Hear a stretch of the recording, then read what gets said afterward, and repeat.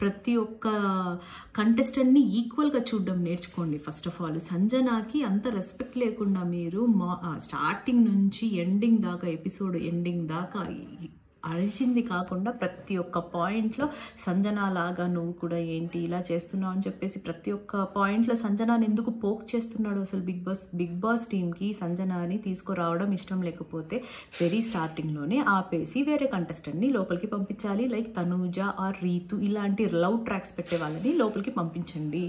మీరు 40+ క్యాండిడేట్స్ 40+50 ఉన్న వాళ్ళని మీరు లోపలికి పంపించి వీళ్ళ చేత టార్చర్ చేయించకండి. అండ్ మీరు లవ్ ట్రాక్లే చూపించాలన్నప్పుడు నార్మల్ పీపుల్ని ఎందుకు తీసుకొని వస్తున్నారు?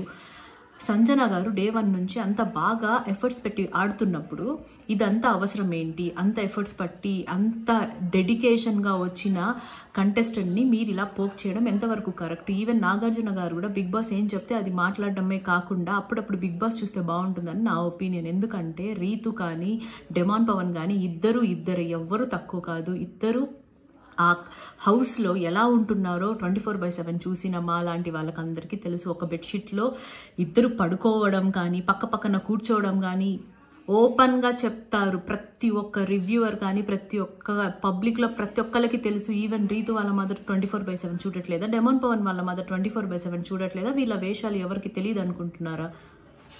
రీతు పోక్ చేసింది కాబట్టే నామినేషన్స్లో సంజన గారు అలా మాట్లాడారు. ఆమె పోక్ చేసింది ఎవరు కనిపించారా? గుడ్డ అందరికీ, లేకపోతే కళ్ళు పోయాయా, లేకపోతే మ్యూట్లో పెట్టేశారా? ఆ టైంలో మీరు అసలు ఏమనుకుంటున్నారు? ఇష్టం వచ్చినట్టు ఒక కంటెస్టెంట్ని టార్గెట్ చేసి ఇష్టమైన మాటలు మాట్లాడి నేను వెళ్ళిపోతాను రా మొర్రో, నాకొద్దు, నేను 13th వీక్ దాకా వచ్చాను, ఇంకా వీళ్ళ భిక్షం వేసుకొని నేను ఉండలేను, నన్ను పంపించేయండి అని మాట్లాడితే మీకు రూల్స్ అప్పుడు గుర్తొస్తాయా? ఒకటే బెడ్షీట్లో లేకపోతే ఒకటే పక్కన కూర్చున్న దానికి అప్పుడు రూల్స్ గుర్తురావా మీకు?